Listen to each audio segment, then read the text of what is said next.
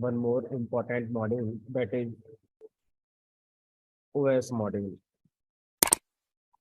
As the name indicates, जो OS module है ये हमें फैसिलिटी प्रोवाइड करता है ऑपरेटिंग सिस्टम से रिलेटेड अगर कोई फंक्शनलिटी आपको परफॉर्म करनी है। जैसे अगर आपको अपने कंप्यूटर में कोई फोल्डर बनाना है तो राइट क्लिक करके न्यू फोल्डर बना देते हैं। तो फोल्डर बनाना, फाइल बनाना, डिलीट करना, ये सारी चीज़ें ऑपरेटिंग सिस्टम के कंट्रोल से होती हैं। तो अगर हम एक पाइथन का प्रोग्राम बनाना चाहते हैं जो किसी फाइल को रीनेम करे, फाइल को डिलीट करे, फोल्डर को डिलीट करे, फोल्डर बनाए, तो ये सारी चीज़ें हम ओएस मॉड्यूल पे थोड़ी बड़ी आसानी से कर सकते हैं। ठीक है, तो कैसे करेंगे इसको समझते हैं। तो सबसे पहले हम क्या करेंगे, ओएस मॉड्यूल को इंपोर्ट करेंगे।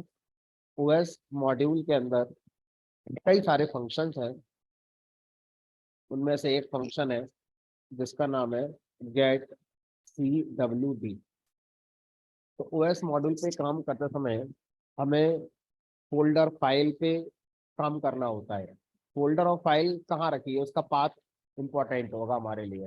हमारा प्रोग्राम कहाँ रन हो रहा है और हम किस फाइल पर काम करना चाहते हैं वो अलग लोकेशन हो सकती हैं।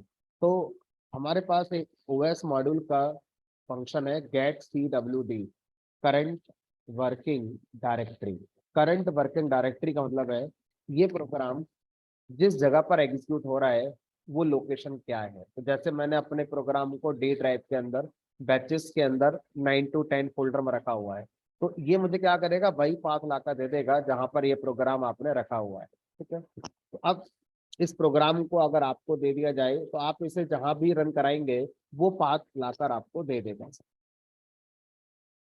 तो आप जहां भी प्रोग्राम रन कराते हैं, अगर पता करना चाहते हैं कि प्रोग्राम किस पाथ पे रन हो रहा है, तो आप उस प्रोग्राम में ओएस मॉड्यूल का गेट CWD फंक्शन लगा देते हैं, गेट करंट वर्किंग डायरेक्टरी। ठीक है, उसके बाद इसके अंदर एक और फंक्शन होता है हमारा। अगर आप ये पता करना चाहते हैं कि किसी भी फोल्डर के अंदर कितनी फाइलें रखी हुई हैं, तो आप क्या कर सकते हैं, आप लिख सकते हैं OS list directory. List directory function क्या करता है, by default current working directory के अंदर कितनी फाइलें हैं, कितने फोल्डर्स हैं, उन सब के नाम लाकर आपको दे देगा। तो अगर मैं इन सबको प्रिंट कराऊं तो ये मुझे सबके नाम लाकर दे देगा। ये क्या है, करंट वर्किंग डायरेक्टरी में ये फोल्डर है, ये फाइल है, ये फाइल है, ये फाइल है। तो जितनी भी फाइलें होंगी उन सबके नाम और फोल्डर होंगे उन सबके नाम को एक लिस्ट में रखकर लाकर आपको दे देगा। ठीक है, अब अगर मैं आपसे कहूं कि भाई करंट वर्किंग डायरेक्टरी की नहीं ढूंढनी है, ये बताओ डी ड्राइव के अंदर कितनी फाइल रखी है। जैसे डी ड्राइव ये रही, इस डी ड्राइव के अंदर ये कितनी फाइलें हमारी रखी हुई है, एक फोल्डर का नाम ये है, एक फोल्डर ये है ना। तो कुछ ये हमारी रखी हुई, मान लीजिए यहाँ पर मैं कुछ फाइल कॉपी कर देता हूँ। 2 फाइल मैंने यहाँ से यहाँ कॉपी कर।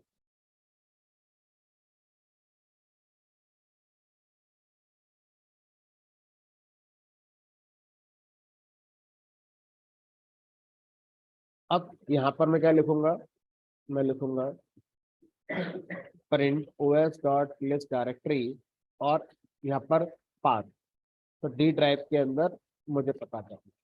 ठीक है, अब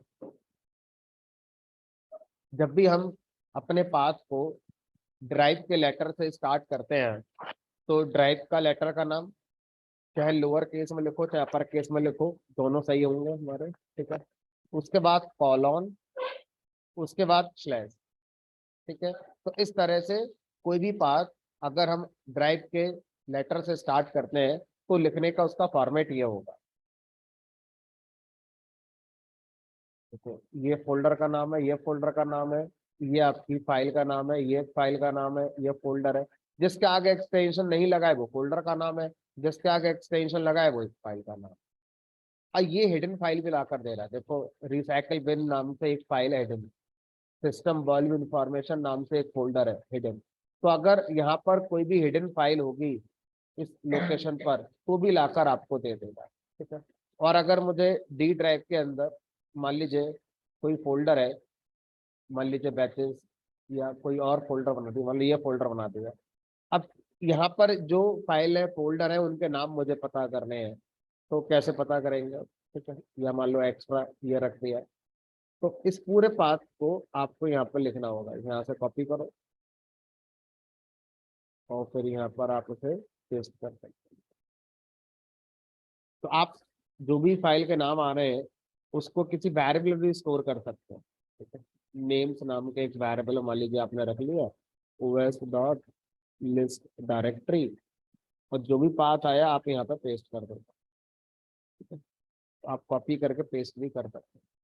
अब जो भी यहाँ पर आया आप उसको प्रिंट कराओ। तो उस पाथ पर एक फाइल ये रही, एक ये है, एक ये है, फोल्डर का नाम है। तो इस तरह से हम लिस्ट डायरेक्टरी फंक्शन का यूज करके किसी भी पाथ पर जो फाइल रखी है हम उनकी लिस्ट, उनके फोल्डर की लिस्ट को गेट कर सकते हैं। ठीक है, जब आप पाथ को लिखते हैं और आप कॉपी करते हैं तो बाय डिफॉल्ट वो कैपिटल लेटर से आता है। तो मैंने आपको बोला था पाथ चाहे लोअर केस में लिखो, ड्राइव का लेटर चाहे अपर में लिखो, एक ही बात है। उसके बाद थोड़ा सा देखेंगे, जब मैंने विंडोज से पाथ कॉपी करा एड्रेस बार से तो स्लैश हमारे बैक वाले आए। ठीक है, और जब मैंने खुद लिखा था तो मैंने ये लिखा था फॉरवर्ड स्लैश। तो रिकमेंडेड वे हमारा फॉरवर्ड स्लैश होता है विंडोज कंप्यूटर पे। तो कभी कभी बैक स्लैश भी चल जाते हैं, बट अगर कभी ऐसा होता है कि आपने कहीं से एड्रेस बार से पाथ कॉपी करा पेस्ट करा और आप कह रहे हैं सही है फिर भी एरर आ रही है, तो एक बार ये करके देख सकते हैं, माइट भी एरर हमारा सॉल्व हो जाए। ठीक है, तो अभी तो हमारा दोनों चल रहा है।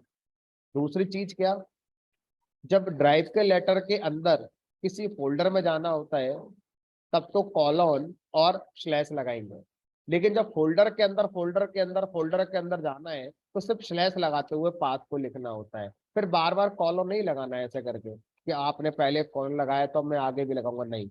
कॉलन सिर्फ ड्राइव के लेटर के साथ लगेगा पाथ को लिखते समय, उसके आगे सिर्फ स्लैश हम लोग यहाँ पर लगाएंगे। ठीक है, चलिए। तो इस तरह से ओएस मॉड्यूल के अंदर हम दो फीचर को देख पा रहे हैं। आगे बढ़ते हैं। ओएस मॉड्यूल के अंदर अगर आप ये पता करना चाहते हैं कोई फाइल एग्जिस्ट करती है पर्टिकुलर पाथ पर या नहीं करती है, तो आप कर सकते हैं। कैसे करेंगे? ओएस मॉड्यूल के अंदर एक सब मॉड्यूल होता है जिसका नाम है पाथ। इस पाथ नाम के सब मॉड्यूल के अंदर एक फंक्शन होता है एग्जिस्ट। एग्जिस्ट फंक्शन कहता है जिस फाइल या फोल्डर के बारे में पता करना चाहते हो कि वो है या नहीं, उसका पाथ मुझे बता दो। अब जैसे मान लीजिए मैंने लिखा है यहाँ पर, ये बताओ भाई क्या डी ड्राइव के अंदर एक फाइल msg.txt है या नहीं। अब मुझे पता है कि डी ड्राइव के अंदर msg.txt नाम से कोई फाइल मेरे पास नहीं है। तो अब यही चीज मैं इस प्रोग्राम से पूछना चाहता हूँ, तो ये प्रोग्राम का ये वाला जो लाइन है ये मुझे क्या बताएगा, इस वाले पाथ पर ये फाइल एग्जिस्ट करती है कि नहीं। ट्रू अगर करती है, फॉल्स अगर नहीं करती है। तो मैं इसको इफ एल्स में यूज कर सकता हूँ आगे की अपना कोडिंग कुछ करने के लिए। फॉल्स, है ना। और अगर आपसे कहा जाए कि os dot path dot exist p10.py, आप सिर्फ फाइल का नाम बता रहे हो, ये नहीं बता रहे वो फाइल कहाँ ढूंढनी है, तो बाय डिफॉल्ट वो करंट वर्किंग डायरेक्टरी को पिक करेगा। तो ओएस मॉड्यूल के मोस्ट ऑफ द जो फंक्शंस हैं, जब आपसे पाथ मांगेंगे और आप पाथ ना देकर सिर्फ फाइल का नाम दे देते हो, तो वो पाथ को करंट वर्किंग डायरेक्टरी कंसीडर करते हैं। करंट वर्किंग डायरेक्टरी का मतलब जहां पर प्रोग्राम रन हो रहा है उसको वो कंसीडर करेंगे। ठीक है, तो करंट वर्किंग डायरेक्टरी यानी कि बैचेस फोल्डर में 9 to 10 में अगर ये फाइल है तो ट्रू नहीं सकता होगी ये फाइल, है ना।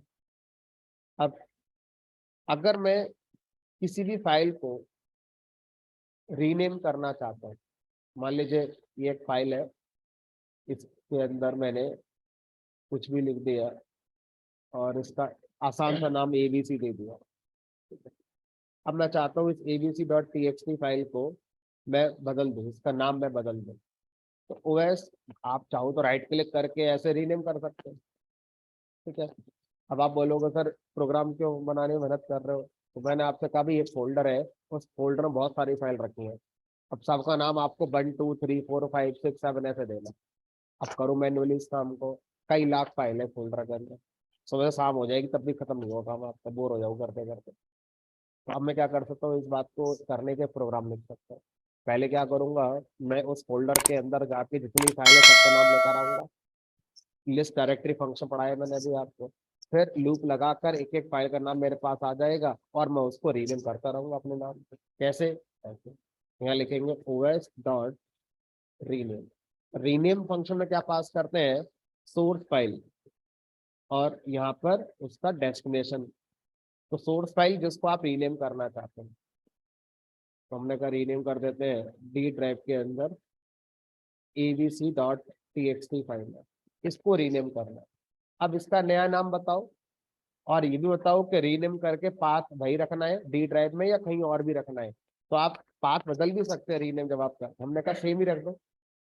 तो अब मैंने इसको डी ड्राइव के अंदर मान लीजिए कर दिया msg. ठीक है।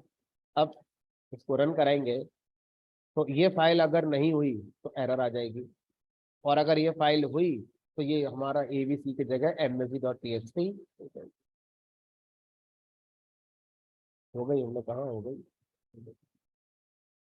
वो तो एक फोल्डर में लाखों फाइल पड़ी है, तो मुझसे कोई कह दे सबका नाम बदल दो, नाम फिक्स है 1 2 3 4 5 ऐसा करके देना है, तो हम एक प्रोग्राम बनाकर इस काम को सेकंडों में कर सकते हैं। जो आप पूरे दिन में 8 घंटे में नहीं कर पाएंगे, वो प्रोग्राम से बड़ी आसानी से आपका हो जाएगा। ठीक है। सर करके दिखाओगे एक बार, लगा लो देखो करके। इसी काम को अगर मैं करके दिखाऊँ आपको, मान लीजिए मैंने एक फोल्डर बनाया और इस फोल्डर का कोई भी नाम कर दो, मान लो टेस्ट नाम कर दिया है। अब इस फोल्डर के अंदर मैंने ये फाइलें रख दी।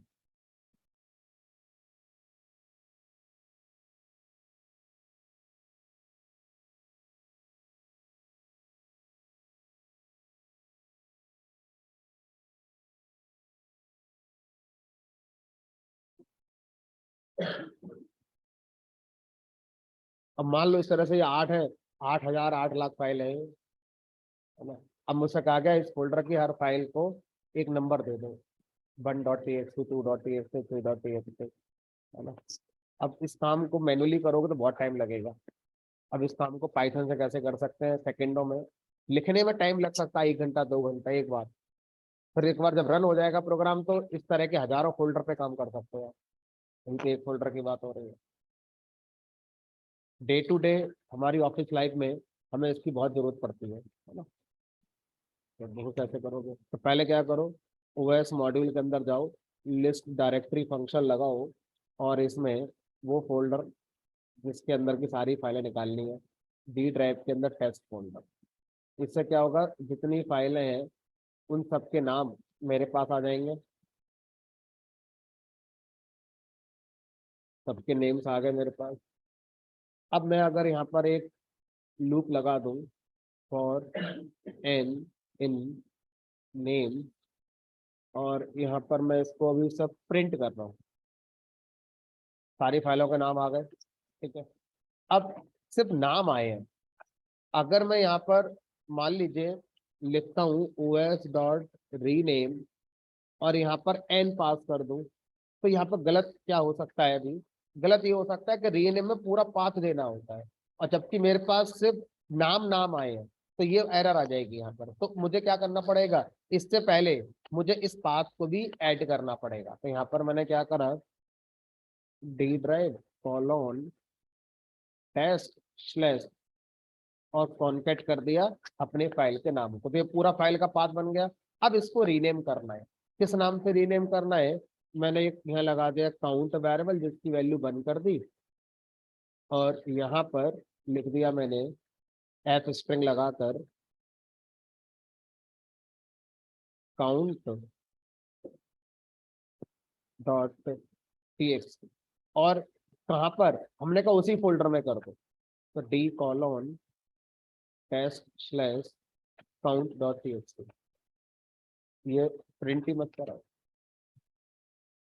अब यहाँ पर आप क्या कर दो, प्रिंट। अब ये प्रोग्राम जब चलेगा तो ये प्रोग्राम इस फोल्डर के अंदर की सारी फाइलों को 1 2 3 4 5 ऐसे करके हर बार काउंट की वैल्यू बढ़ाते रहे, है ना।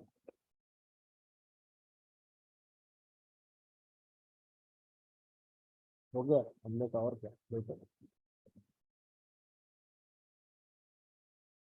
तो अभी 8,000 होती, 8 लाख होती, और ऐसे एक नहीं, ऐसे कई हजार फोल्डर होते। तो बहुत सी कंपनियां इसी काम को कराने के लिए 20-20 हजार महीने के लोग रखती है। वह काम यही होता है। सैलरी कितनी होती है, 15,000 20,000 महीने होती है इनकी सैलरी। अब सोचो अगर कंपनी में एक पाइथन प्रोग्राम रख लिया जाए, तो ये काम जो महीनों में हो रहे थे, मिनटों में होने शुरू हो जाएंगे। बहुत होते हैं ऐसे काम कंपनियों के अंदर, है ना। चलो बराबर, आगे बढ़ते हैं, इसको और डायनेमिक कर सकते हैं। इस पाथ को रन टाइम पे यूजर से input low, enter path of folder. तो ये प्रोग्राम किसी फोल्डर की फाइलों पे काम करना शुरू करता है। आगे बढ़ते हैं। अगर मुझे कोई फोल्डर अपने प्रोग्राम से क्रिएट करना है, कभी कभी ऐसा कह सकते हैं कि उस फोल्डर को चेंज मत करना, एक नया फोल्डर बनाना और उस नए फोल्डर में नाम दे देना। कभी कभी क्या बोलेंगे, उसी में चेंज मत करो, नया फोल्डर बना दो, उसमें चेंज करके रख दो। तो अब मुझे अपने प्रोग्राम से फोल्डर बनाना पड़ेगा। तो क्या करेंगे, os.mkdir। तो mkdir क्या करेगा, हमारा मेक डायरेक्टरी, यानी कि डायरेक्टरी को फोल्डर कहते हैं। फोल्डर थोड़ा लो लेवल टर्म हो गया, डायरेक्टरी थोड़ा फैंसी वर्ड हो गया, है ना, थोड़ा टेक्निकल ज्यादा हो गया। दोनों बात एक ही होती है, ठीक है। तो mkdir मेक डायरेक्टरी, कहाँ बनानी है डायरेक्टरी, आप बताओ कहाँ बनानी है। हमने कहा चलो डी ड्राइव के अंदर बना दो। किस नाम से बना दो, मान लो आप बना दो टेस्ट अंडरस्कोर न्यू करके बना दो।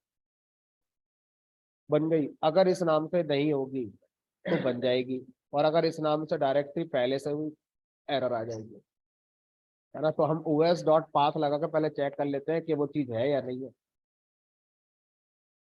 बन गई, हमने कहा बन गई, देखो। हाँ ये हो गई।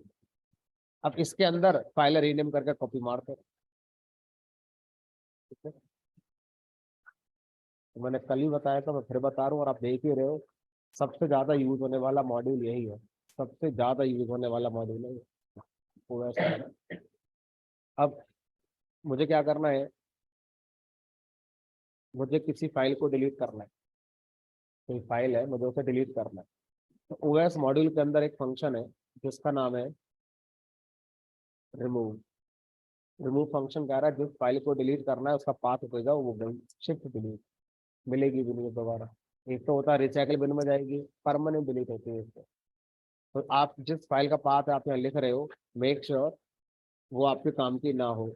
अगर काम की हुई तो रिकवरी नहीं है उसकी। तो डी ड्राइव के अंदर msg.txt फाइल ये रही, और ये मेरा रिसाइकल बिन खाली पड़ा हुआ है, इतनी है इसके अंदर। अब इस प्रोग्राम को रन कराऊंगा, तो ये पाथ पर फाइल अगर मिल गई तो शिफ्ट डिलीट हो जाएगी, और अगर फाइल नहीं है तो एरर आ जाएगी।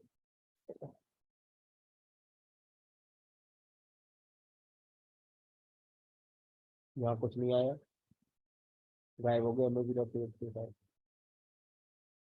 वापस अब नहीं आएगी, यही है, ठीक है।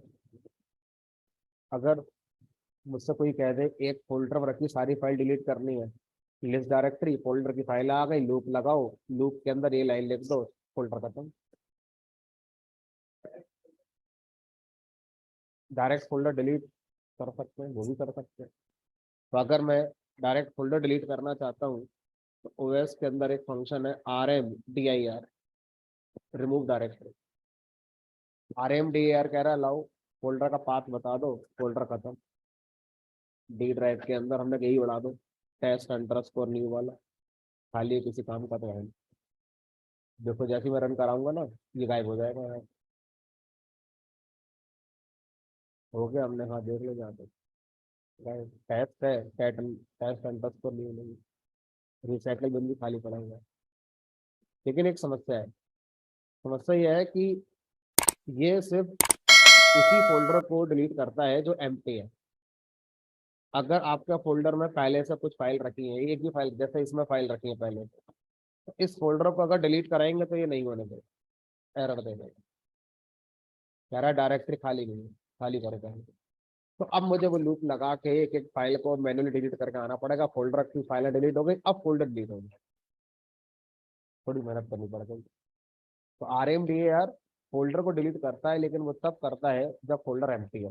तो फोल्डर को एम्प्टी करने के पहले क्या करना होगा, उसके अंदर की सारी फाइलें डिलीट करनी पड़ेंगी। और अगर फोल्डर के अंदर कोई सब फोल्डर आ गया तो उसके अंदर पहले जाओ लूप लगाकर और उसकी फाइलें सब डिलीट करके आओ। तो एक अच्छा लॉजिक लगाना पड़ जाएगा आपके लिए, क्योंकि तब जाके फोल्डर हमारा डिलीट हो सकता है। तो यहाँ पर हमारे लिए एक फैसिलिटी दी गई कि इस काम को आप अगर नहीं भी करेंगे तब भी हो जाएगा। शटिल नाम से एक पाइथन के अंदर मॉड्यूल और आता है, जो OS मॉड्यूल का ही एक काइंड ऑफ एक्सटेंशन है। और ज़्यादा इसमें चीज़ें आपकी अवेलेबल है। ठीक है, तो शटिल मॉड्यूल के अंदर एक फंक्शन है जिसका नाम है RM ट्री। RM ट्री क्या कहता है, वो कहता है मैं पूरा पेड़ उड़ा, यानी कि पूरा ट्री डिलीट कर दूंगा, फोल्डर के अंदर फोल्डर के अंदर फोल्डर फाइल जो भी है सब खत्म। आप यहाँ पर क्या दे दो, बस मुझे वो फोल्डर दे दो जिसके पूरे ट्री को आप डिलीट करना चाहते हैं। अब टेस्ट फोल्डर के अंदर अगर मैं एक दो फोल्डर और कॉपी पेस्ट मार दूं, यहाँ पर अब मान लो एक फोल्डर मैंने और बना दिया और कुछ फाइल है इसके अंदर रख दी। अब देखो ये फोल्डर, ये इसके अंदर फाइल है, इसके अंदर फोल्डर, उसके अंदर फाइल है। तो अगर हम शटल मॉड्यूल पे नहीं जाएंगे तो हम फिर भी कर लेंगे, लेकिन थोड़ी मेहनत करनी पड़ेगी। लेकिन शटल मॉड्यूल में RM ट्री नाम का फंक्शन है, ये पूरा ट्री डिलीट कर देता है, शिफ्ट डिलीट। हो गया, यहाँ हो गया। देखो टेस्ट नाम का फोल्डर नहीं है कहीं, डिलीट हो चुका है। ठीक है, शटल मॉड्यूल के अंदर कॉपी पेस्ट कट पेस्ट करने के भी फंक्शन है। कॉपी फंक्शन क्या करता है, कंट्रोल कंट्रोल V वाला काम करता है ना। तो आप किसी फाइल को एक लोकेशन से दूसरी लोकेशन में पेस्ट करना चाहते हैं तो मैनुअली कंट्रोल V कर सकते हैं। अब प्रोग्राम तब हेल्प करता है जब ये काम हजारों की संख्या में है, तब आपको प्रोग्रामिंग याद आती है, वरना आप बोलोगे तो मैं भी कर लूंगा, कंट्रोल में है क्या। तो आप खुद करोगे, हजारों लाखों फाइलें करनी है तो सुबह से शाम कर दोगे, कंट्रोल भी नहीं। प्रोग्राम चला के छोड़ दो, अपना काम करते रहो, कोई काम पूरा होते ही प्रोग्राम आपका कर देगा, नोटिफिकेशन जो भी कराएंगे आप। तो अब मान लीजिए मैं चाहता हूँ कि कोई फाइल करंट डायरेक्टरी में रखी है P10.py, ये कॉपी हो जाए कहाँ पर, D ड्राइव के अंदर कॉपी हो जाए। किस नाम से, नाम बदल भी सकते हो, सेम नाम भी दे सकते हो। तो ये कोड क्या करेगा, पाथ आपने बताया ही नहीं, सिर्फ फाइल का नाम लिखा है। तो बाय डिफॉल्ट पाथ हमारा क्या कंसीडर करेगा, करंट वर्किंग डायरेक्टरी कंसीडर करेगा। तो इस पाथ पर ये फाइल अगर मिलती है तो इसको कॉपी कर दिया जाएगा इस वाले पाथ, और अगर ये नहीं मिलती है यहाँ पर तो एरर आ जाएगी। तो अभी D ड्राइव के अंदर P10 वाली कोई फाइल नहीं है, देखो आ जानी चाहिए अगर यहाँ पर होती है तो।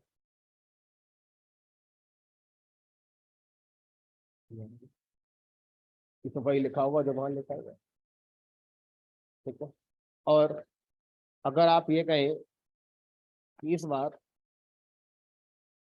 अगर मैं जाके देखूं, करंट वर्किंग डायरेक्टरी मेरी ये रही P10 वाली फाइल, ये तो है। तो आपने कॉपी पेस्ट ही तो किया था, कट पेस्ट थोड़ी किया था। अगर मैं कट पेस्ट करना चाहूँ तो यहाँ पर हम क्या करते हैं, शटल डॉट कॉपी की जगह शटल डॉट मूव। मूव क्या करता है, कट पेस्ट, है ना। तो अब यहाँ पर इस फाइल को मैं डिलीट कर देता हूँ, दोबारा चलाता हूँ, फाइल आ जाएगी, वहां से डिलीट हो जाएगी। यहाँ आ गई, और यहाँ देखो सारी फाइल होंगी 10 नंबर की नहीं होगी, 9, 11, 12, 10 नहीं है।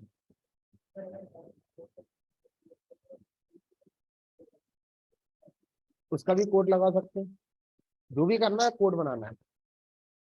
आप जो कह रहे हैं वो भी हो जाएगा, आप रीनेम कर दो, टू नाम दे दो उसका, लेकिन जो भी है उसका कोड बनाना पड़ेगा, अपने आप कुछ नहीं होगा, अपने आप तो एरर आएगी फाइल ना मिलने पर और मिलने पर।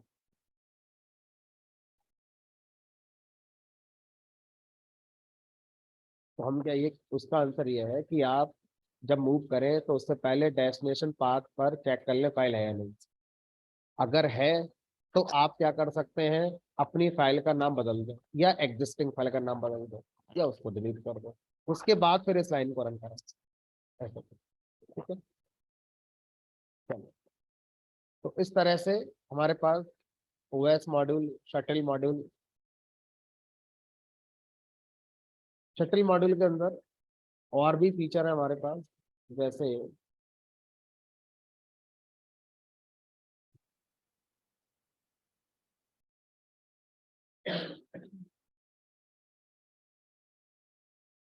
इन चीजों से जो डिलीट होता है वो रिसाइकल बिन में नहीं जाता, तो क्या सीधा परमानेंट डिलीट होता है, तो रिकवर नहीं होगा। अगर आप रिसाइकल बिन की किसी फाइल को वापस लाना चाहते हैं तो उसके लिए अलग मॉड्यूल है, जिसका नाम है आपका रिसाइकल बिन। रिसाइकल बिन नाम का एक मॉड्यूल आता है पाइथन के अंदर, लेकिन वो पाइथन का स्टैंडर्ड मॉड्यूल नहीं है, पाइथन सेटअप के साथ नहीं आता है, आपको अलग से डाउनलोड करना पड़ेगा। तो वो रिसाइकल बिन के साथ आपका इंटरेक्शन कराता है। ठीक है, तो इस तरह के कई सारे मॉड्यूल हैं। शटिल मॉड्यूल के अंदर एक और फंक्शन है जिसका नाम है disk underscore usage. Disk usage function क्या कहता है, किसी भी ड्राइव के अंदर कितना टोटल स्पेस है, फ्री स्पेस और यूज स्पेस है, ये तीनों इन्फॉर्मेशन लाकर आपको दे दी जाएगी टपल में रखकर। तो आप यहाँ पर ड्राइव का लेटर पास करिए, मान लीजिए मैंने सी पास करा, तो ये क्या करेगा, सी ड्राइव में टोटल स्पेस, यूज स्पेस और फ्री स्पेस को एक टपल में स्टोर करके मुझे दे दो। और वो टपल अगर आप प्रिंट कराएंगे तो आपको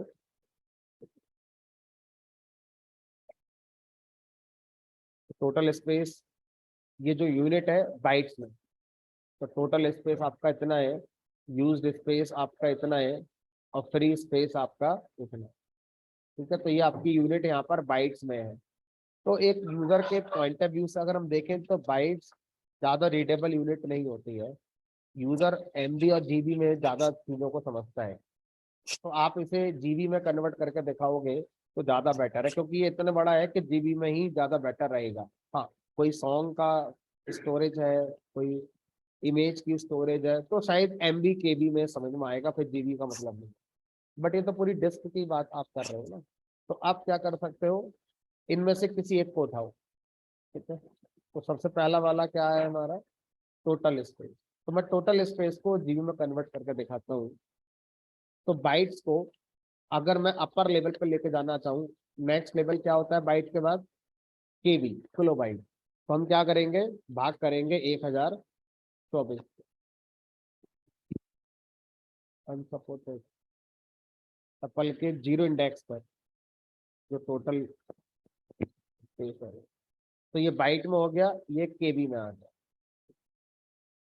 अब जो रिजल्ट आया उसको फिर से 1024 तक अगर हम डिवाइड कर दें, तो अब केबी से भी एक और लेवल आगे बढ़ जाते हैं, डेट इज एमबी। तो मैं क्या करता हूँ, एक साथ ही ये काम कर देता हूँ। अब हम एमबी में आ गए। सर जीबी में लाना हो तो एक बार और डिवाइड कर देंगे 10। तो आपके सी ड्राइव में 145 जीबी स्पेस टोटल है। मैनुअली अगर मैं जिस पीसी में जाकर सी ड्राइव में प्रॉपर्टी में जाकर चेक करूंगा तो यहाँ भी यही दिख रहा है, टोटल स्पेस 145 जीबी। ठीक है, बाइट्स में भी देखो ये दिखा रहा है, 156, 15, 53, 42, 848।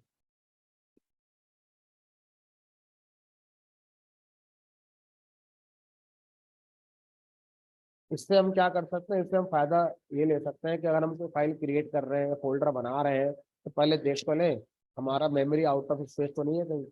अगर हमारे पास स्पेस अवेलेबल है उस ड्राइव में जहाँ बनाने जा रहे हैं तो बनाएंगे, नहीं तो नहीं बनाएंगे। तो यहाँ पर हम यूज कर सकते हैं इस चीज़ का। ठीक है, जब हमारे पास फ्रीक्वेंटली डेटा रिसीव होता है, हर सेकंड हजारों फाइलें रिसीव होती हैं, तो जरूरत पड़ जाएगी यहाँ पर इस चीज़ की। अदरवाइज क्या होगा, एक टाइम पर प्रोग्राम एरर देकर बंद हो जाएगा, पता भी नहीं चलेगा क्यों बंद हो गया, चलता हुआ प्रोग्राम बंद हो जाएगा। ठीक है, चलो। तो ये हमारे क्या है, कुछ मॉड्यूल्स हैं जो मैंने आपको अभी बताए। अब सोचो, अगर हम पाइथन को सबसे आसान प्रोग्रामिंग लैंग्वेज कहते हैं कंप्यूटर साइंस में, तो शायद उसकी वजह समझ में आ रही होगी। आपको क्या करना है, उसको करने का कोई ना कोई मॉड्यूल पहले से ही आता होगा। बस आपको एक्सप्लोर करना है उस मॉड्यूल को, उसके अंदर कौन कौन से फंक्शन है, फंक्शन को यूज कैसे करते हैं, और आपको सिंटैक्स लिखना आना चाहिए कि इंपोर्ट कैसे होता है और फंक्शन कैसे कॉल होते हैं, प्रिंट क्या होता है, लिस्ट क्या होती है, लूप क्या, वो समझ आता है।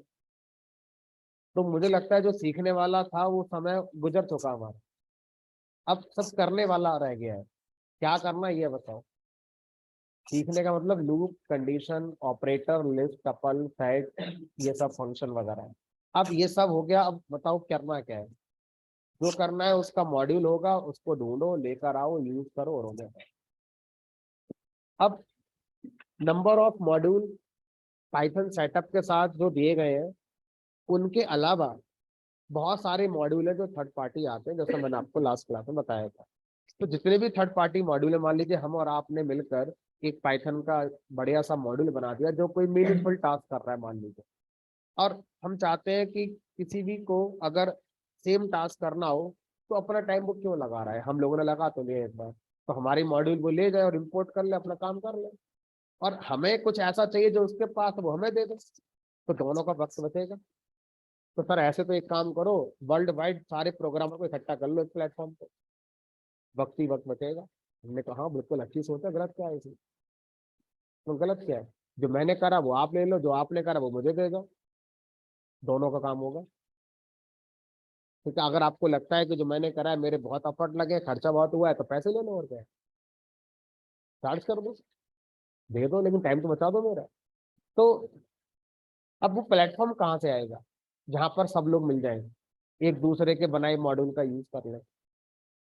तो उस प्लेटफॉर्म को पाइथन सॉफ्टवेयर फाउंडेशन ने बनाया, जिसका नाम रखा PyPI.org, PYPI.org। ये एक ऑफिशियल हमारी वेबसाइट है, जहां पर कोई भी जिसने पाइथन का मॉड्यूल बनाया है अपना अकाउंट बनाकर मॉड्यूल को यहाँ पर अपलोड करके आ सकता है। और कोई भी बिना अकाउंट बनाए जो मॉड्यूल यहाँ पर है उनको डाउनलोड करके ले जा सकता है। ठीक है, चलते हैं देखते हैं। फाइंड, इंस्टॉल एंड पब्लिश, है ना, Python packages with Python package index. अब इसका मतलब है कि आप बताओ क्या करना चाहते हैं। तो मैंने कहा कि मुझे क्या करना है, यूट्यूब से वीडियो डाउनलोड करने हैं। तो यूट्यूब से वीडियो डाउनलोड करने के लिए पाइथन प्रोग्राम बनाना है। तो ऑलरेडी किसी ने इस काम को करने का मॉड्यूल बना दिया है, आपको बस उस मॉड्यूल को ढूंढना है। उस मॉड्यूल को आप गूगल पे जाकर सर्च कर सकते हो, उसका नाम क्या है, नाम मिल गया। अब यहाँ पे देख लो क्या वो यहाँ पर अवेलेबल है, और उसका नाम है पाईट्यूब। तो पाईट्यूब नाम का एक मॉड्यूल है जो किसी ने बनाया और बनाकर रख दिया, और ये मॉड्यूल क्या करता है, जिस वीडियो को डाउनलोड करना चाहते हो उसका आपसे यूआरएल पूछेगा, इंटरनेट होना चाहिए कंप्यूटर में, और आपका डाउनलोड करके दे देगा। 2 से 3 लाइन का प्रोग्राम है। Python library for downloading YouTube video, 17 दिसंबर को अपडेट हुआ है, अभी 10 दिन पहले ही इसको अपडेट किया है लोगों ने। ठीक है, इस पे क्लिक करोगे तो इसके बारे में और डिटेल आपको मिल जाएगी। ठीक है, और सीधी सी बात है, इसका डॉक्यूमेंटेशन भी आएगा कि हमें कैसे यूज करना है, तो इसका डॉक्यूमेंटेशन पर यहाँ पर दे रखा है, पे क्लिक करो, ये इसका डॉक्यूमेंटेशन है, पढ़ लो कैसे डाउनलोड होते हैं, सारा कोड लिखा हुआ है, बस पढ़ने की देरी है। उसके बाद अब सर इसको डाउनलोड कैसे करें अपने कंप्यूटर पे, है ना, अपने कंप्यूटर पे इसको कैसे लेके जाएं। तो उसके लिए एक तरीका तो यह है कि देखो यहाँ पर डाउनलोड का ऑप्शन आ रहा है। जब आप यहाँ डाउनलोड फाइल पे क्लिक करेंगे तो जो भी पाईट्यूब की फाइल्स होंगी मॉड्यूल वाली, वो सब मेरे पास आ जाएंगी, लेकिन कहाँ आएंगी, मेरे कंप्यूटर के डाउनलोड फोल्डर में जाके सेव हो जाएंगी।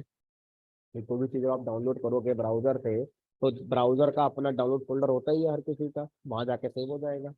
लेकिन पाइथन इंटरप्रेटर क्या बोलेगा, इन फाइलों को लाइब्रेरी में जाके कॉपी करके आओ फिर। अब पाइथन के लाइब्रेरी में जाके मुझे कॉपी करके आना पड़ेगा। तो ये इस काम को ऑटोमेट कर दिया गया। आपको इस काम को ऑटोमेट कैसे करना है, कंप्यूटर का, अपने कंप्यूटर का सर्च बार में जाके लिख दो CMD, मतलब कमांड प्रॉम्प्ट खोलना है। आ गया कमांड प्रॉम्प्ट।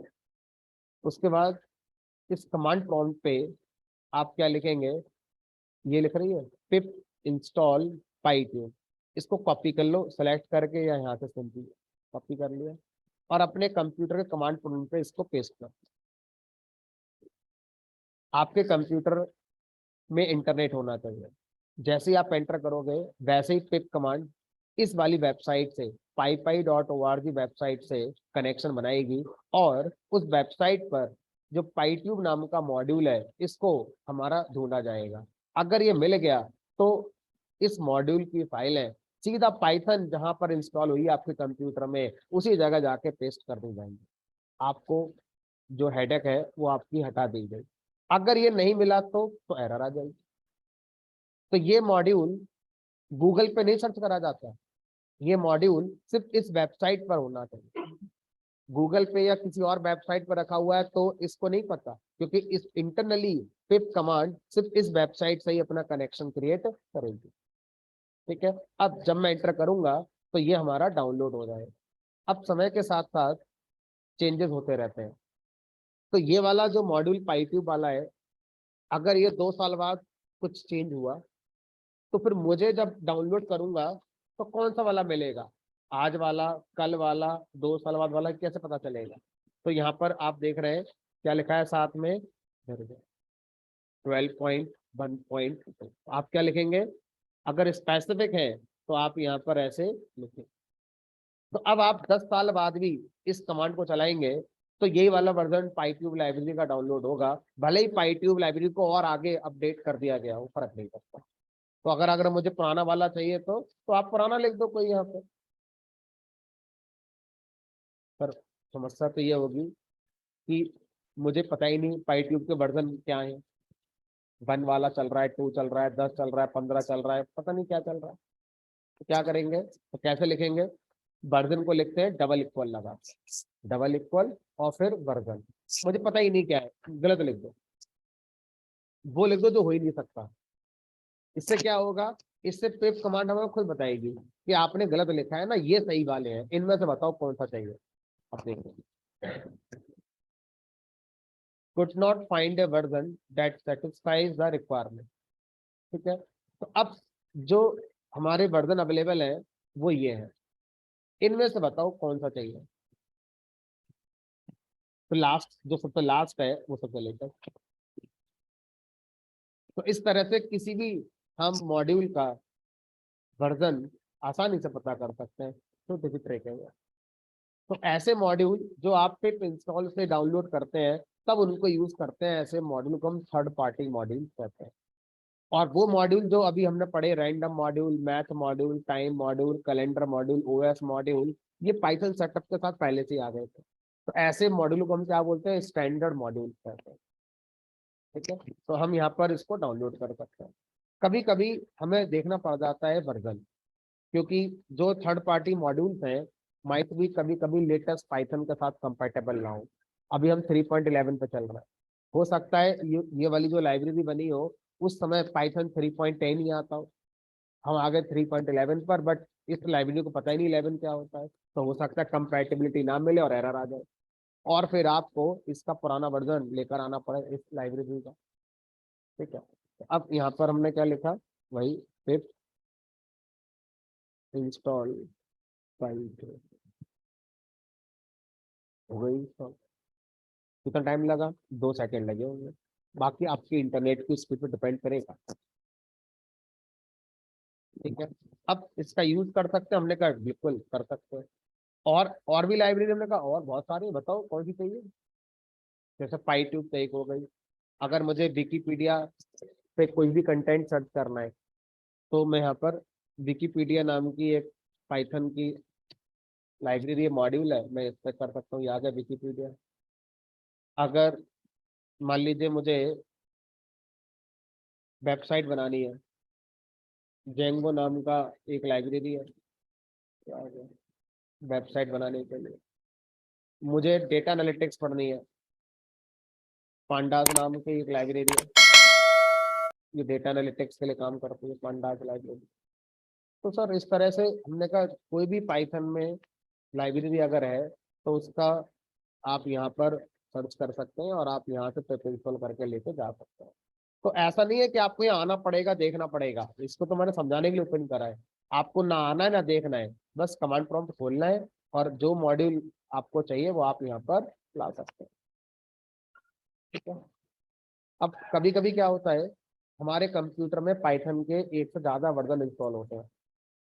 जैसे मेरे कंप्यूटर में पाइथन 3.8 भी है, 9 भी है, 10 भी है, 11 भी है। तो अब जब मैं पिप कमांड से किसी थर्ड पार्टी मॉड्यूल को इंस्टॉल करूंगा तो मेरे कंप्यूटर में जितने पाइथन के वर्जन इंस्टॉल्ड है सबके साथ ये चलेगी, हमने करना है किसी एक वर्जन के साथ चलिए। किसके साथ चलेगी? जो अभी आपका करेंटली एक्टिव है कमांड प्रॉम्प्ट पे। तो सर हमें क्या पता चलेगा कमांड प्रॉम्प्ट पे कौन सा वर्जन एक्टिव है करेंटली? तो आप याद करो कि आपने जो पाइथन के 4 वर्जन इंस्टॉल करे थे उन चारों में सबसे बाद में कौन सा किया था? मैंने कहा सर 3.8। तो 3.8 एक्टिव होगा कमांड प्रॉम्प्ट पे। आपने कहा नहीं 3.11 करा था मैंने, तो 3.11 एक्टिव होगा। सर कोई तरीका नहीं, हम भूल गए, हमें तो पता ही नहीं हमने कौन सा लास्ट में किया था। इतना पता है कि 4 4 कर रखे हैं मैंने अपने कंप्यूटर पाइथन इंस्टॉल। तो अब अगर आप पता करना चाहते हैं करेंटली कमांड प्रॉम्प्ट किसको हमारा एक्टिव मान रहा है, तो आप लिखेंगे Python space double dash version. तो बाय डिफॉल्ट कमांड प्रॉम्प्ट पे मेरी पाइथन कौन सी चल रही है? 3.11। इट मींस ये जो पिप कमांड से अभी मेरा ये लाइब्रेरी डाउनलोड हुई है वो मेरे कंप्यूटर में भले ही 10 पाइथन है अलग अलग वर्जन की, लेकिन 3.11 पर जाके डाउनलोड हमारा हुआ। तो अगर मैं कोई प्रोग्राम जो इसका यूज करके बनाऊंगा वो 3.11 पे चलेगा, 10 पे, 9 पे, 8 पर एरर दे देगा क्योंकि वहां पर है नहीं लाइब्रेरी। अगर सर मान लीजिए अभी आप 3.11 पर एक्टिव है और आपको 3.10 में ये लाइब्रेरी इंस्टॉल करवानी है तो कैसे करवाओगे? तो यहाँ लिखोगे पिप के साथ वर्जन का नाम 3.10। इस तरह से क्या होगा, अगर आपके कंप्यूटर में 4 5 अलग अलग वर्जन के पाइथन इंस्टॉल है तो जिस वर्जन के लिए आप ये लाइब्रेरी इंस्टॉल करना चाहते हैं उसी में जाके इंस्टॉल होगी, बाकियों में नहीं होगी। ऐसा करने से क्या होगा, पाइथन 3.10 में इंस्टॉल हो गई। कह रहा रिक्वायरमेंट ऑलरेडी सेटिस्फाइड, क्योंकि 3.10 में ऑलरेडी कई मैंने कर रखी है। ठीक है, 3.9 पे करनी है, ऐसे 3.9 पे हो जाएगी। तो आपके में होने चाहिए सब ये 3.9 10। अगर नहीं होंगे तो एरर आ जाएगी कि तो है ही नहीं आपके में, इंस्टॉल कैसे कर लोगे? तो इसमें होगी डाउनलोड, इसमें हो गई इंस्टॉल। क्यों? क्योंकि इसमें होगी नहीं मेरे पास। ठीक है। और अगर मैंने कुछ नहीं बताया तो कुछ नहीं बताया तो बाय डिफॉल्ट कमांड प्रॉम्प्ट पे जो एक्टिव पाइथन है उसको कंसीडर कर लिया जाएगा। अब वो वही होता है जो सबसे लास्ट में इंस्टॉल हुआ था आपके कंप्यूटर में। और अगर जो आपने पहले से इंस्टॉल कर रखा है दोबारा से भाई लाइब्रेरी इंस्टॉल करोगे तो लिख करके आता रिक्वायरमेंट ऑलरेडी सेटिस्फाइड। इस मैसेज का मतलब है कि आपके कंप्यूटर के इस पाइथन वर्जन पे ये लाइब्रेरी पहले से इंस्टॉल हो गई। और अगर इंस्टॉल करनी है तो मान लो मुझे हटाना है, हो सकता है कोई और कोड कॉन्फ्लिक्ट कर रहा है इसकी वजह से, ऐसा हो जाता है कई बार। तो आपको कई कई बार ऐसा करना पड़ेगा, जो अनयूज लाइब्रेरीज है उनको हटाना पड़ जाता है। हो सकता है स्पेस आपको कम पड़ रहा है, इतनी लाइब्रेरी आपने इंस्टॉल कर ली है कि जगह ही नहीं है आपके कंप्यूटर में। तो जो फालतू है ना हटाओ फिर। कैसे हटाओगे? तो यहाँ लिखोगे पिप अनइंस्टॉल, पिप अनइंस्टॉल लाइब्रेरी का नाम। तो किस वर्जन से अनइंस्टॉल हो जाएगी? जो अभी एक्टिव है कमांड प्रॉम्प्ट से। और स्पेसिफिक हटानी है तो पिप के साथ वर्जन का साथ ही मेंशन करेंगे। दूसरा हटाना चाहते हो? कंफर्म, हमने कहा कंफर्म हटा दो, सक्सेसफुल अनइंस्टॉल। अब मुझे यूज भी करनी है तो मैं दोबारा कर देता हूँ इंस्टॉल, दोबारा इंस्टॉल है। सर उसका यूज करके दिखाओ, हमने कहा यूज करते हैं। बता दो कल मॉड्यूल करके, हेल्प हेल्प मॉड्यूल देख दो, सबके नाम आ जाते हैं, जितनी और हो गई होंगे उनके भी नाम आ जाए।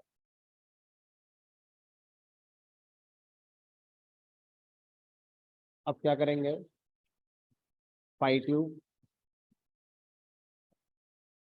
पाईट्यूब लाइब्रेरी को इंपोर्ट करेंगे, और पाईट्यूब लाइब्रेरी के अंदर एक फंक्शन है, वास्तव में एक क्लास है वो, बट अभी मैंने आपको क्लास पढ़ाई नहीं है, तो आप उसे फंक्शन मान लो, और उसका नाम भी यूट्यूब है, वाई कैपिटल है, टी कैपिटल है। और इस फंक्शन में हम क्या पास करते हैं, वो वीडियो जो आपको यूट्यूब से डाउनलोड करनी है उसका पास।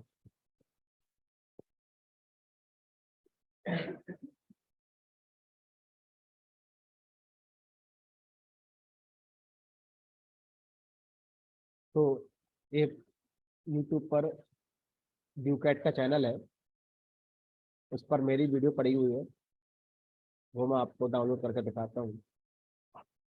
कोई कॉपीराइट का या एक्स वाई जेड किसी भी तरह का कोई इशू इसमें होगा नहीं, क्योंकि ड्यूकैट की चैनल की वीडियो है। तो आप उन्हीं वीडियो को डाउनलोड कर सकते हैं जो पब्लिक लिस्ट में आती है। अगर कोई वीडियो प्राइवेट लिस्ट में है तो वो डाउनलोड नहीं होगी।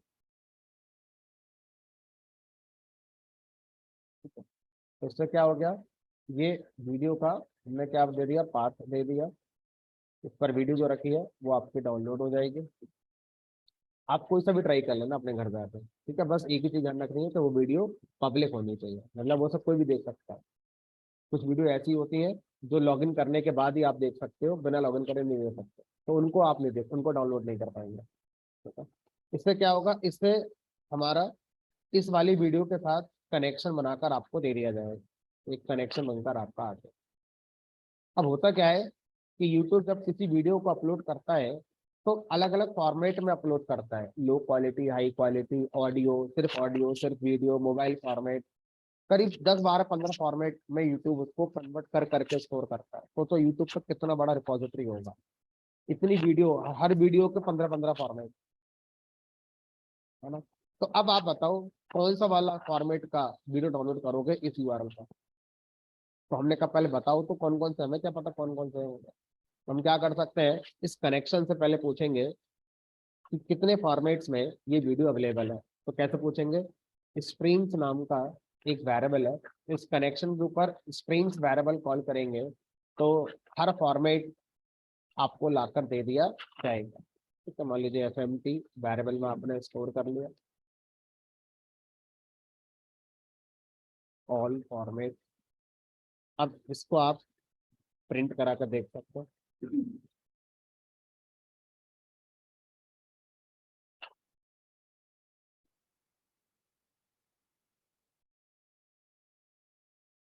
All on the score FMT,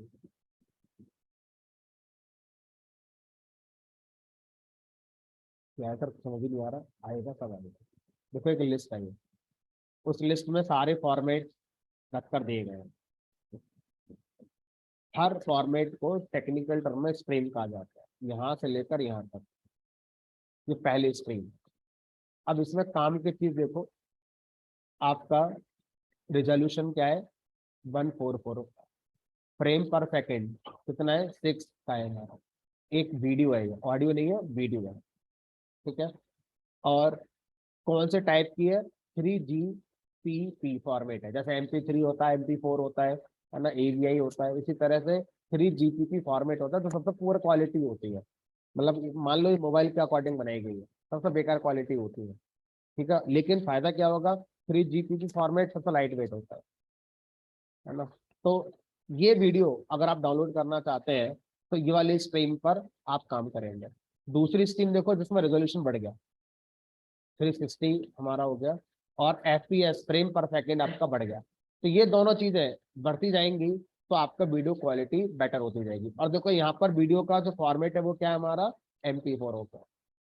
sir अगला वाला और अच्छा है, हमने कहा हाँ, अच्छा तो जरूर है, लेकिन आपका वीडियो हैवी होता जा रहा है, डाउनलोड होने में टाइम बढ़ता जाएगा आपका, ठीक है। तो मैं आपको दो करके दिखाता हूँ। तो अब देखो ये लिस्ट है, तो जो पहला वाला 3GPP फॉर्मेट है, 0 इंडेक्स पर है, अगला फर्स्ट इंडेक्स, उससे अगला सेकंड इंडेक्स, ऐसे करके हम इंडेक्स वाइज काम करेंगे।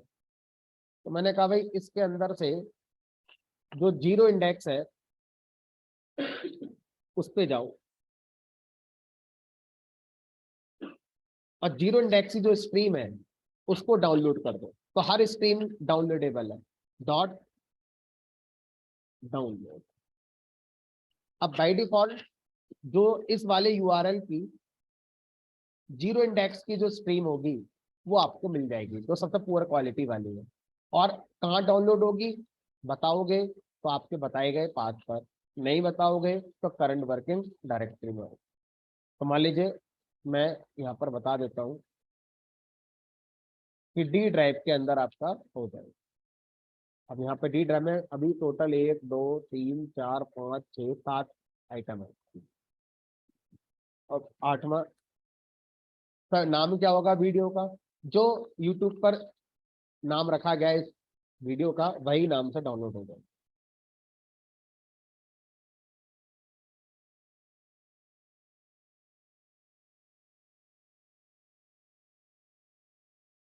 हो गई चला कर दिखाना sir.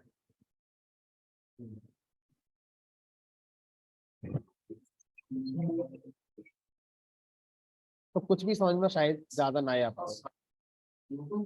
So in validations AI के थ्रू हम इजीली डेवलप कर सकते हैं, like your face detection.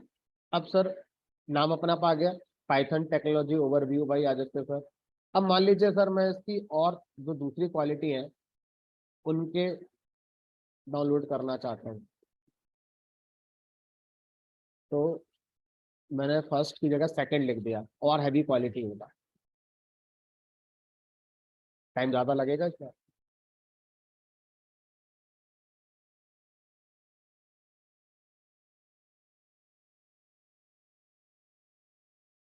File size में देखो डिफरेंस है। ये पहले वाली फाइल है और ये कितने एमबी की है? 5.28 MB की है। ये दूसरी फाइल है और ये 76 MB की है। तो क्वालिटी का फर्क होगा अपना, इसमें एक चीज आपको सही दिखेगी।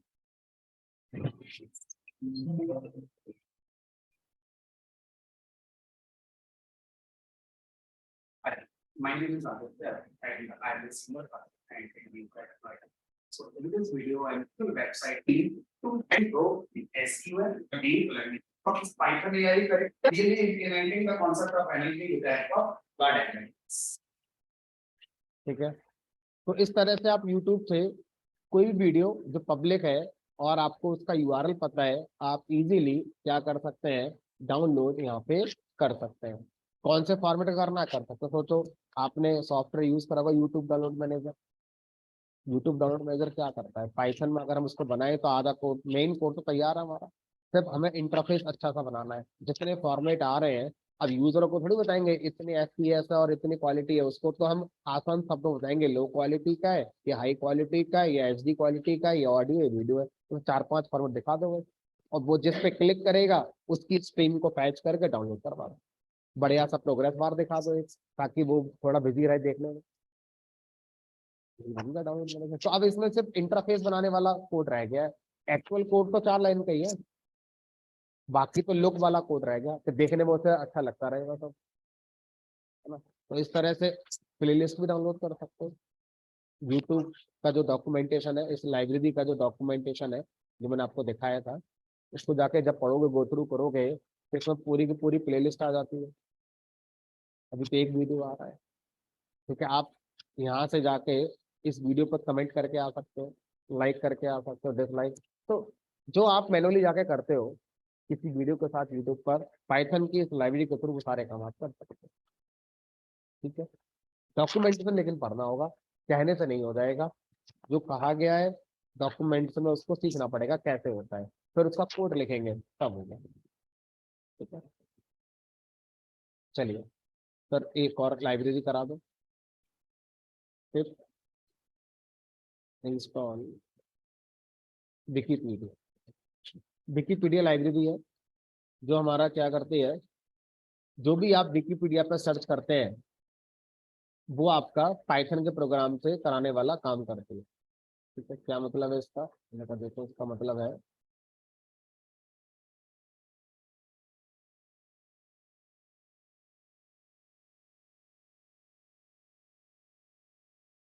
import Wikipedia as WP कर दिया, नाम बढ़ाए, और इसके अंदर एक फंक्शन है जिसका नाम है समरी। समरी फंक्शन कह रहा है कि बताओ विकिपीडिया पर क्या सर्च करना है। तो हमने कहा सर्च कर दो, पाइथन लैंग्वेज को सर्च कर दो विकिपीडिया पर।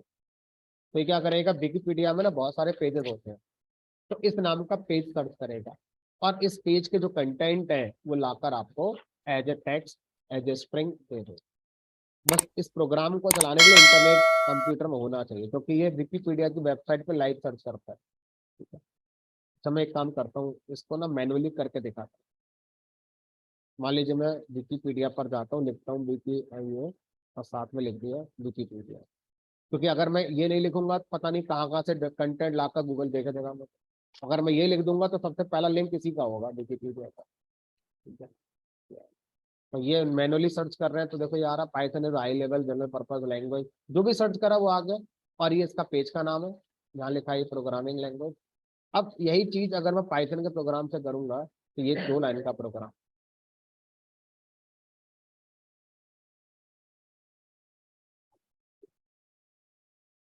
इंटरनेट कनेक्शन ऑफ कर दोगे तो एरर आ जाएगी।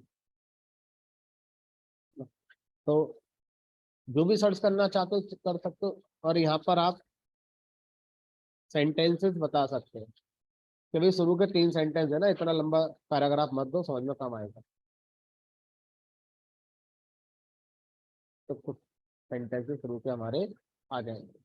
अब इस काम को थोड़ा सा और बेटर किया जा सकता है कि पहले से आप ये फिक्स क्यों कर रहे हो कि क्या सर्च करना है। एक काम करो ना, यूजर से इनपुट ले लो, जो भी आप सर्च करना चाहते हैं ना, जो भी आपकी क्वेरी है वो आप यूजर से इनपुट ले लो पाइथन के प्रोग्राम में।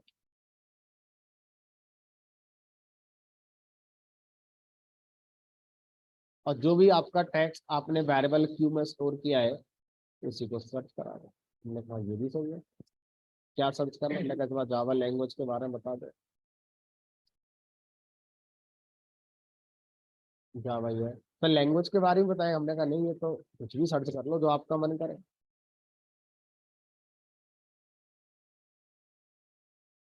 विराट कोहली को सर्च कर लो।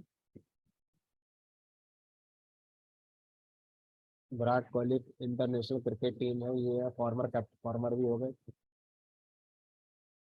कुछ भी सर्च करो जो आपका मन करता है, कोई मूवी का, कोई वर्ल्ड की रिपोर्ट, कोई एंटरटेनमेंट की, जो विकिपीडिया पर अवेलेबल है मिल जाएगा। और सब कुछ भी कर दो तो ये भी कर दो फिर तो। इस नाम का पेज है क्या, अगर इस नाम का पेज होगा तो डेटा निकलेगा, पेज नहीं हुआ तो एरर आएगी। क्या अगर पेज ही नहीं है कहाँ से ला कर डेटा, एरर आएगी, पेज एरर, इस नाम का पेज ही नहीं है। तो आप आगे जाके एक टॉपिक पढ़ेंगे एक्सेप्शन हैंडलिंग, उसमें क्या होगा अगर ऐसा होगा, तो यूजर थोड़ा सरप्राइज होगा, पता नहीं क्या दिखा दिया आपने, उसे फ्रेंडली मैसेज दिखाओ, पेज नॉट फाउंड। इस तरह सब लाल लाल करके क्यों दिखा रहे हैं, उसे क्या पता ये सब क्या होता है।